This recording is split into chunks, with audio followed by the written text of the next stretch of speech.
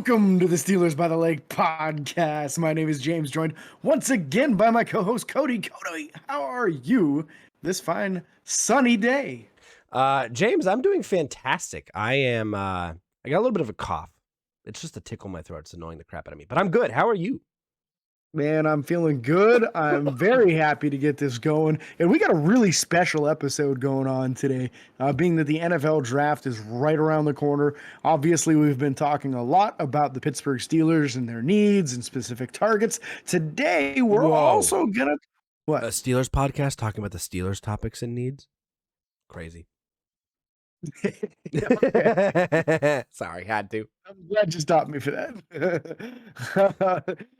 So today we're actually going to dive specifically into the prospects from this year's Penn State Nittany Lion team. So there's a whole bunch of them.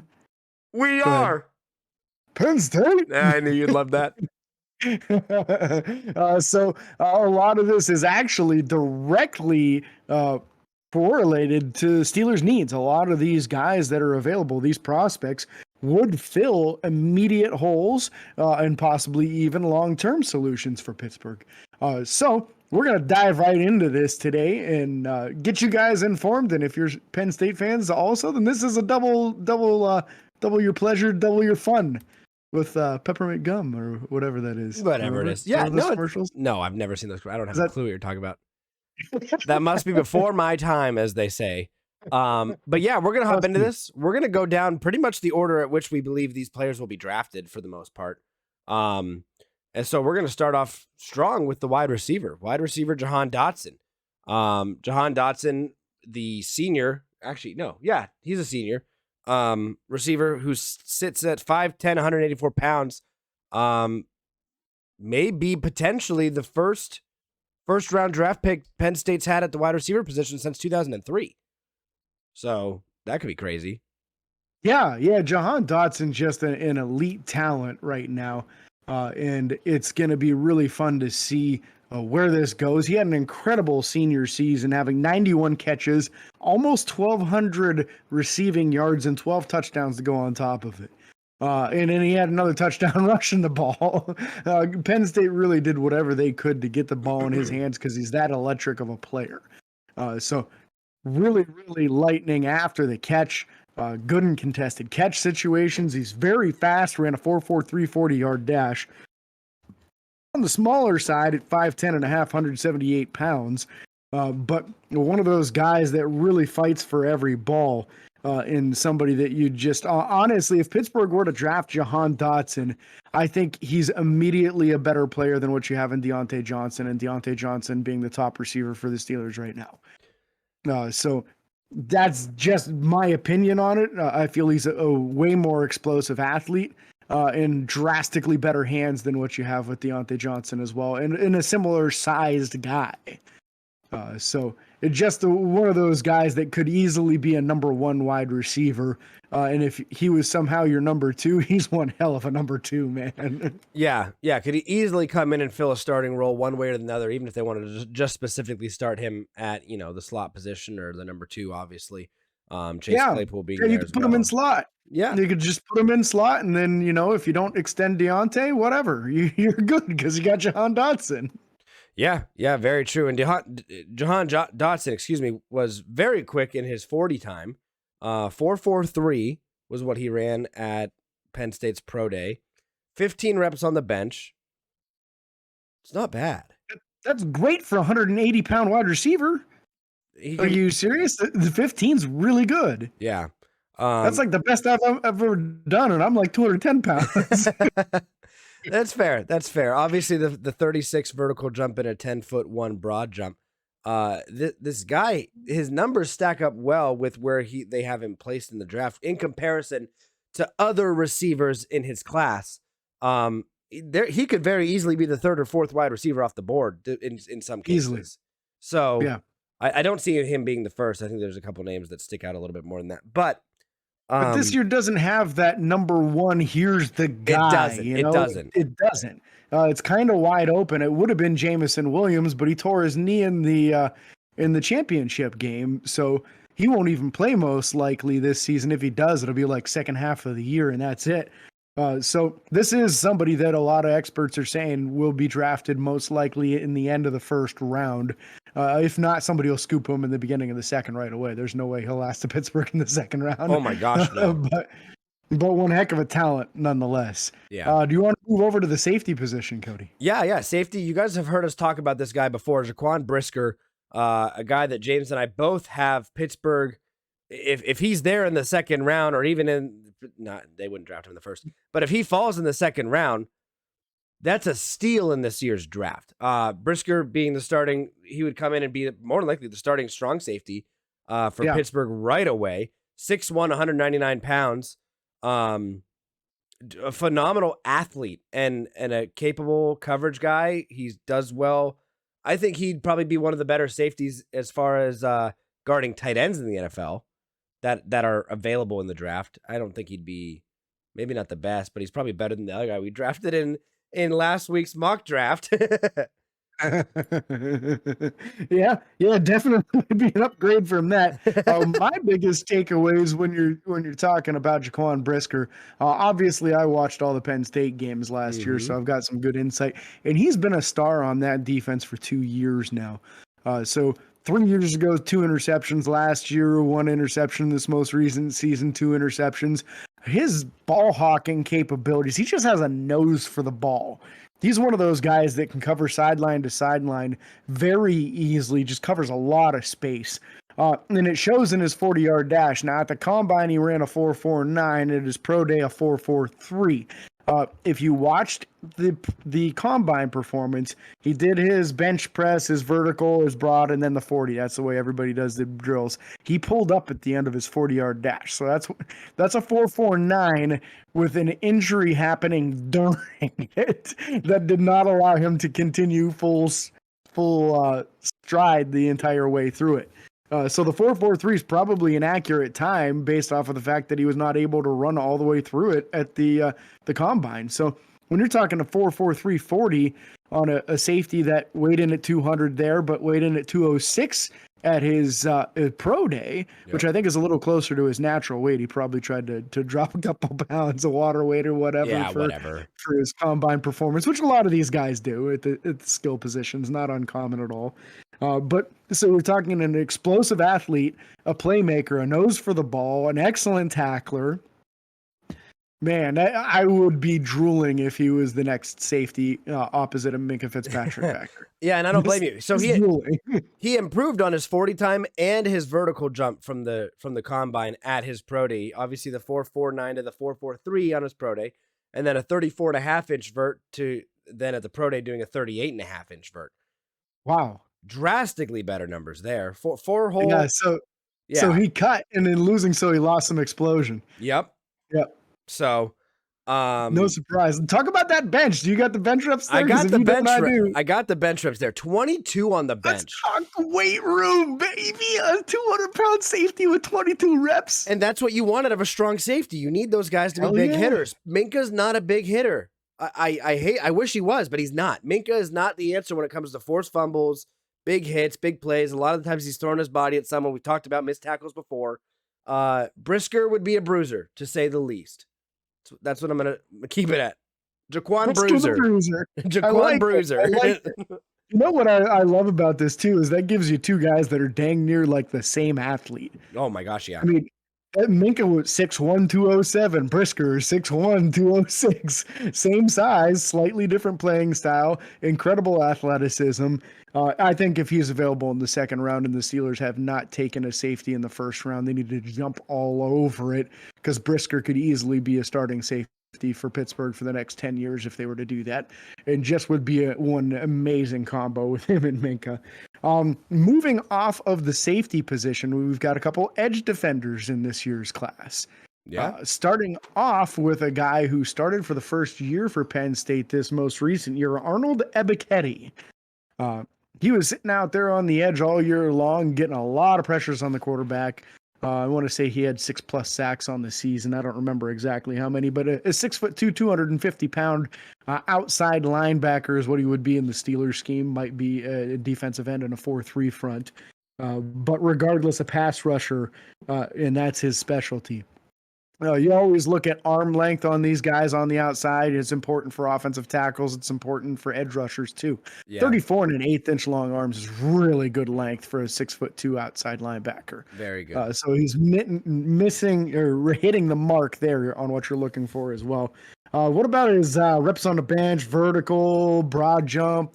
So numbers. These are important numbers. 19 reps on the bench. His vert was 38 inches. Broad was 10 feet 8 inches. Going back to the sack column, 7 sacks on the season. He was also the first Nittany Lion to notch multiple field goal blocks in a season since 2004. So Nice. Some special teams capability there to be able to block some field goals, stuff like that. So yeah, I mean, he's explosive. He had 21 reps at the combine too, so Correct. he did a little better at the pro day than the pro days. So yeah, I mean, that's adequate strength. That'll improve as he gets older and more experienced in the league. But to me, you look at for edge rushers, the 40-yard dash isn't as important as the broad and the vert and even the 10-yard split in a 40-yard dash, because that shows you how explosive they are. Those first 3-4 steps, can you push the tackle and can you force them to be in a retreating situation to give yourself a two-way go? If you can get them moving backwards faster than normal, now you can go inside or outside on them on your pass rush and really open up your possibilities as far as a pass rusher.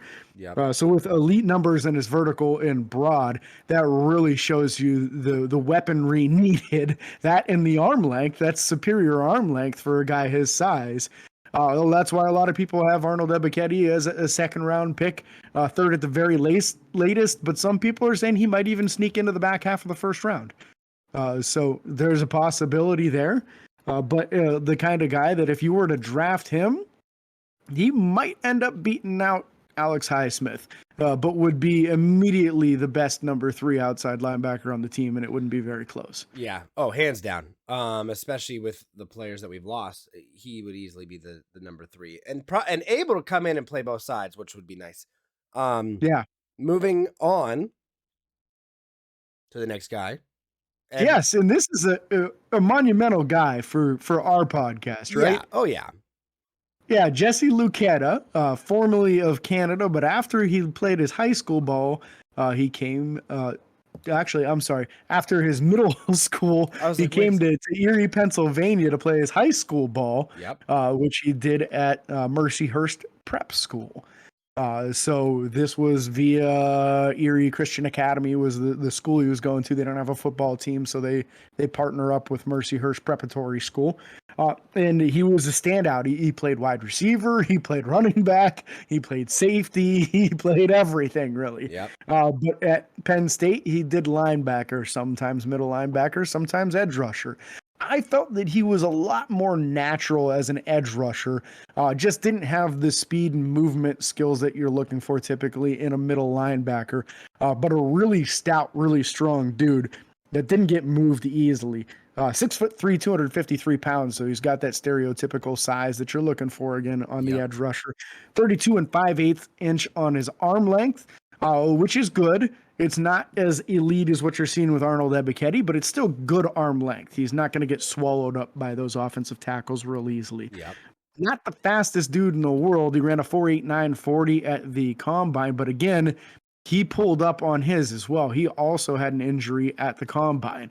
Honestly, when I was done watching the combine all week long, I'm like, geez, these poor Penn State guys, they're like all getting injured during their 40, which sucked for them because then they didn't get to go through the positional drills. Yeah, and so he weighed in at the combine at 253. He weighed in at the pro day at 257 and ran the same 40 time. So nice. Whether because of injury or whatever, running the same time at a higher weight is not a bad thing.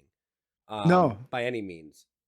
No, so he didn't gain any speed by dropping weight, so he won't bother dropping weight in the league, that's for sure. And again, like we talked about before, the 40 for an edge guy isn't as important as those explosive numbers on the vertical leap, the broad jump, and what do you have on a 10-yard split. He ran a 1.68 on his 10-yard split, which is how fast he covers the first 10 yards. That's the kind of number that you see from like running backs sometimes. Yep. That's a really good number for a 250 plus pound edge rusher. Yeah, and it's important to note that at the combine, as we see in our notes, 9.6 on the broad. At the pro day, he did a 10 flat on the broad. That's great. So even more explosiveness there at a higher weight, probably not dealing with whatever injury he may have been dealing with at the combine. That's phenomenal explosion. An explosion from him is what you need from your edge rushers, like you just said. It's not so much the vertical downhill or downfield speed as much as it is how fast you can get off the line, burst through the line, and all that kind of stuff. Yeah, you don't want them racing people. You want them to be explosive in those first 4 or 5 steps off the line of scrimmage, and that's exactly what he is. He had a 37.5-inch vertical leap, and this is a guy that's almost 260 pounds. Yeah. Don't get me wrong. That's impressive. I would love an edge rusher who could chase down Tyreek Hill. I just don't think that's humanly possible right now. Dallas has one. Whatever. We're not going to talk about Dallas. Micah Parsons. We don't talk about Dallas. This is the Steelers This is a Penn podcast. State-centric episode today, and Micah Parsons, a former Penn State Nittany Lion, I think he ran the 4.3s when he came out. So stupid fast linebacker. They do exist. It's just rare. Shazier would have been able to catch him too. Probably. You want to know who's not a super fast linebacker? Brandon Smith. Brandon Smith, middle linebacker. Again, from where? Surprise, Penn State. Weighed in at 6'3.5", 250 pounds, 34 5/8 inch long arms, 4'5", 240. Not blazing speed. That is fast for that big of a linebacker, but for that big, dude. that's fair. That's fair. I'm just saying he's not blazing fast. That's all. What do you consider blazing fast for a linebacker then? 4.3. We just talked about it. Or 4.4. We just talked about him. Nobody does that though. Somebody did like it. One guy Somebody a year. did it. So we just talked about him, James. Okay, so in this year's combine, he was probably the second fastest of all the middle linebackers, only to Christian Harris, who was only 225 pounds. Whatever. So to me, that is a very fast middle linebacker. We won't call him blazing. I don't want to upset Cody here. But this is a very fast, very athletic middle linebacker. Brandon Smith just didn't seem to have the same kind of natural instincts that you saw out of Micah Parsons, that you might have seen out of some other linebackers. But with extreme length and extreme athletic ability, this is the kind of dude that really is that mold of clay that people are looking for. I don't see him lasting past the 3rd round because of his athletic testing and because of his length and his frame. This is somebody that you could probably transition to edge rusher if he's just not that good in space, if he's just not that good at reading and diagnosing whether it's a run play and where it's going and where his running back's going to be and does he need to be on the tight end or whatever. Stick him on the edge and tell him to go run after the quarterback. He's got the size to do it. It's fair. You're not wrong. I mean, think about last year. It was Jason Owe who ended up being changing his first name to his original name of Odafe Owe. Goes to Baltimore and has one heck of a season. He's just an athletic freak. Stick your athletic freaks on the outside and give them space. True. Who are we talking about next? We're going to move to middle linebacker Ellis Brooks. Not talked about anywhere near as much as the other 3 linebackers that we've talked about from Penn State. But to just kind of reiterate why it's so important to talk about all these guys, Pittsburgh sent both linebacker coaches to this pro day. Both of them. Do you one mean of the them one being that a former head coach? The one that got a job made up for him to be with us?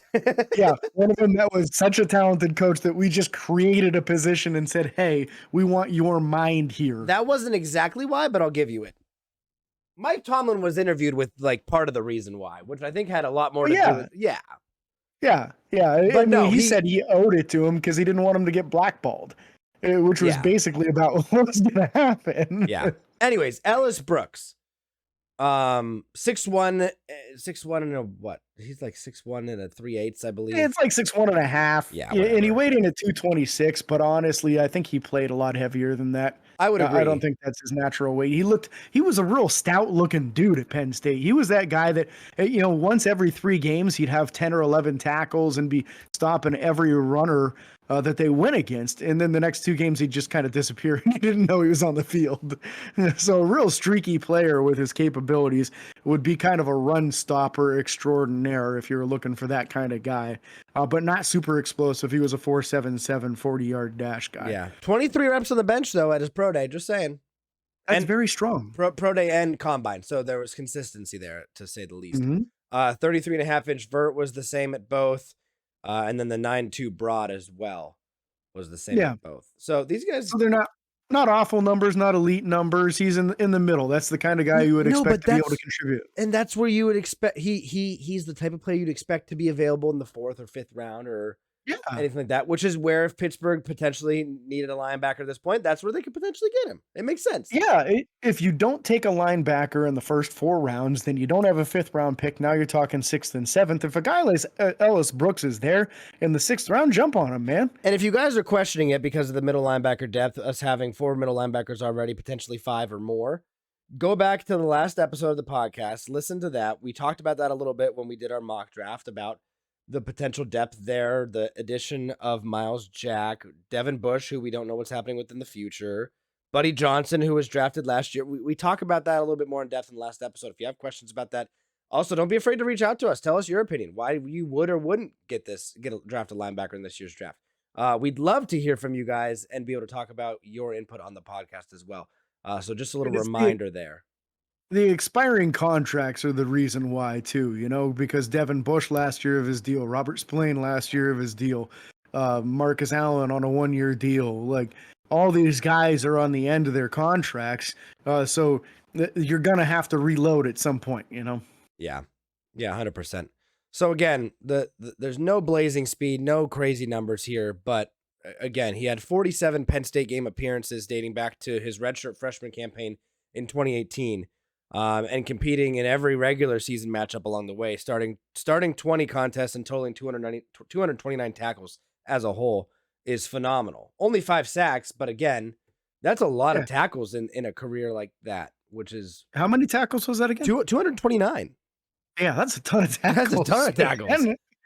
Absolutely. And he was also... Brooks was the most productive Penn State player not to pick up a combine invitation. So there's that. Yeah. Yeah, it makes sense. I mean, I was surprised personally that he didn't get the invite, especially since he was at the Senior Bowl. Yep.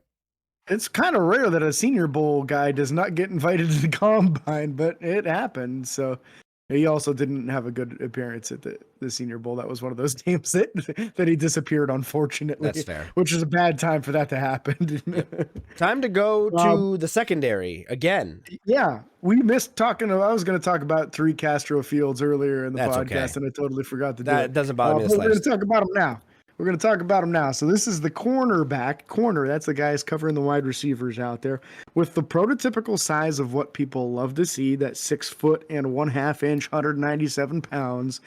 His arms are a little bit on the short side with 30 and 3/4 inch long arms, but that's pretty common among this year's draft class. There's only a couple of guys that are 32 inches or longer with their arm length in the cornerback position this year. A lot of them have pretty short arms.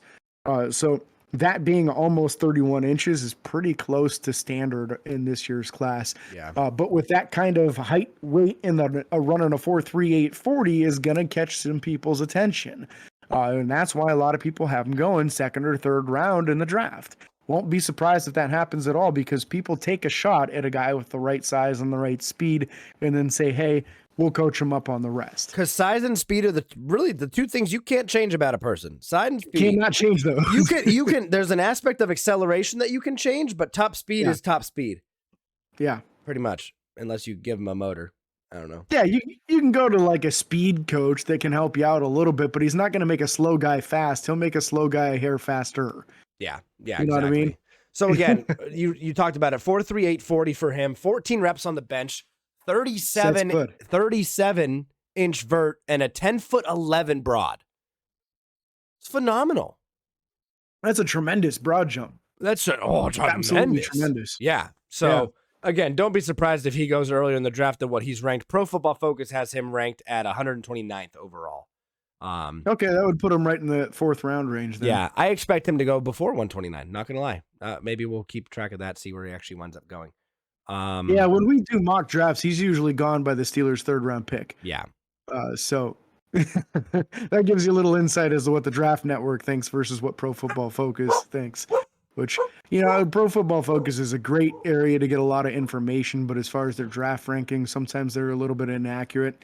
And if you use their mock draft simulator, you can totally trade one pick for like 10 in return. It's a little bit skewed on some of that stuff.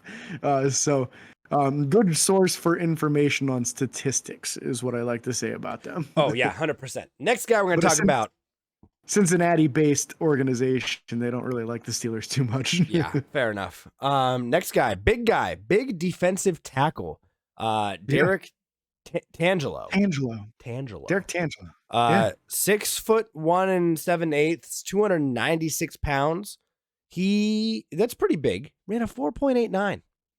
That's very quick for a 300-pound defensive lineman. That is very quick for that 296 pounds. Bro, if I saw 296 pounds moving at me at a 4.89 40 speed, I'd be moving. Yeah, get out the way. Yeah. Move, Cody. Get out the way. Yeah, boy. I like it.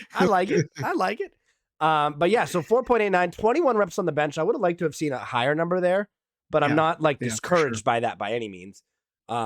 Again, where he's being looked at, he's unranked on Pro Football Focus, by the way.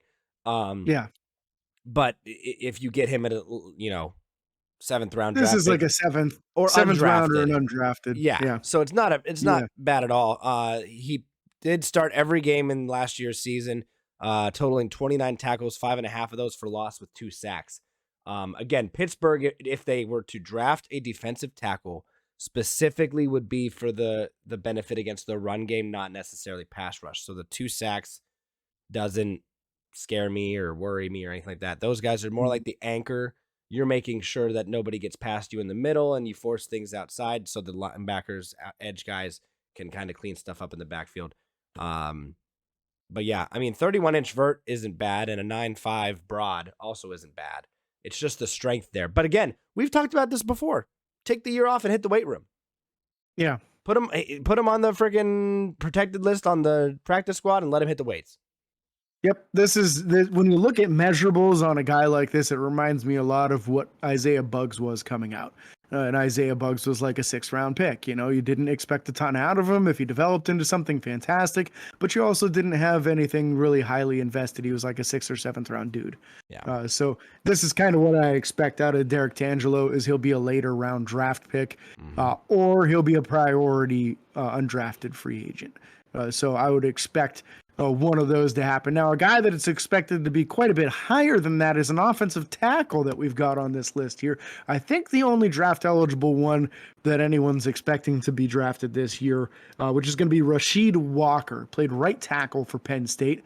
I think he started most of the year, his senior season. 6'5.5", 313 pounds, with 33 and 5/8 inch long arms, which is pretty good length.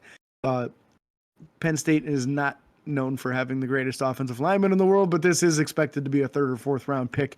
He's got the frame of what you're looking for. So I do feel like somebody will give him a shot just because he played against Highland competition. And he was probably the best that they had on the team. So that at least says something. The only downfall for him is he did not participate in the combine or the pro day due to an undisclosed 2021 injury. But he was a 3-year starter at left tackle. He also was a 3rd team all Big Ten pick by conference coaches last fall as well. So those are kind of important for sure. Again, Rasheed Walker, potential offensive tackle. They have him ranked at 105th. Again, the not participating undisclosed injuries may affect that a little bit. The last guy we're going to talk about is someone that Pittsburgh better not draft or even think of, and you have something else to say first. Yeah, real quick on Rasheed Walker. The reason that's going to be significant for Pittsburgh is the lack of offensive tackle depth currently. We have what we believe as the starters in Dan Moore and Chuks Okorafor. Joe Hag, the only significant backup offensive tackle right now. Fair. So we do expect Pittsburgh to do something to bolster that offensive tackle room. And they really do like taking offensive tackles in the 3rd and 4th round. That's a pretty popular thing for them. So go ahead and continue your intro there on this final Penn State Nittany Lion, who I'm already going to tell you I'm going to disagree on. I'm going to fight you. Jordan Stout, the punter. Yes. Is somebody Pittsburgh should not draft. To clarify. Bring him in undrafted, let him fight for, practice squad spot, whatever. Anyways, I can't believe you right now. He ran a 4.65. He punched the ball really well. Okay, moving on. On next week's episode of the podcast. You are not going to get away with shutting me out about Jordan Stout conversation. I'll tell you that right now. Kickers are people too, Cody. I'll tell you what, man. So Jordan Stout, his senior year, was not just the starting punter. He was the starting place kicker as well. He did kickoffs, and dang near every single one of them went out of the end zone. And he's a pretty accurate field goal kicker, but he's an even better punter than he was field goal kicker. So the benefit of having a guy like him on your roster is that you have a backup field goal kicker in your punter who's capable. Last year we saw in a game where Boswell went down, Pittsburgh had to go for 2 and could not execute an extra point even attempt because Presley Harvin was so uncomfortable attempting an extra point kick. So this is somebody who could conceivably be an upgrade over Presley Harvin. I don't want them to necessarily go ahead and draft a guy when they just drafted Presley Harvin last year. I'm just saying if you have a guy like this on your practice squad, you don't need to have both a backup kicker and a backup punter. You got one guy can fill both positions. And I'd even go as far as saying I'd have him as one of the protected players every week so that nobody could poach him off your practice squad. That's fair. That's fair. I'm still not... let me clarify. I don't disagree with you. If you can get him undrafted, bring him in, potentially upgrade with the kicking thing, practice squad, protected, whatever. All those things are great. If they, I don't want to say waste either, because I didn't mind the Presley Harvin pick last year, and you called it before it even happened. If they wind up drafting, or if they wind up signing this guy, it makes it look like a wasted pick last year. It does. It does. Yeah. I get it. But whatever. Undrafted, I'm fine. Drafted, I'm not. That's where we're going to end it, period. That's exactly how it was when the Steelers went out and drafted Mason Rudolph. Ben Roethlisberger was furious because the year before they had just drafted Josh Dobbs. And he said, well, what the heck was the point of drafting Josh if you're just going to go out and draft Mason the next year? Yep. So he was really upset about that. But similar idea, I get it. I just think as far as a depth piece, he'd be a tremendous backup for both the punter and kicker, and maybe end up actually being a better punter than Presley. Fair enough. But that's going to wind up ending finishing, winding down, whatever you would call it. Wrapping it up. This episode, again, we talked about the Penn State players eligible for the draft. Not all of them, but the majority of them. There may be 1 or 2 more that we didn't talk about, but these are the main ones on people's target boards. I think there was also 2 walk-on players that are technically draft eligible. But again, we can't thank you guys enough for listening. If you're watching on YouTube, wherever you're viewing this information or hearing us, we can't thank you enough for following, liking, subscribing, whatever it is. Again, be sure to follow us on Facebook, Twitter, Instagram, TikTok, and YouTube. Make sure you subscribe. It's free, and ring the bell. That's what it's called, James, from the last episode. You couldn't remember what it was. We can't thank you guys enough. So until next time, this is your hosts, James and Cody, signing off. Peace.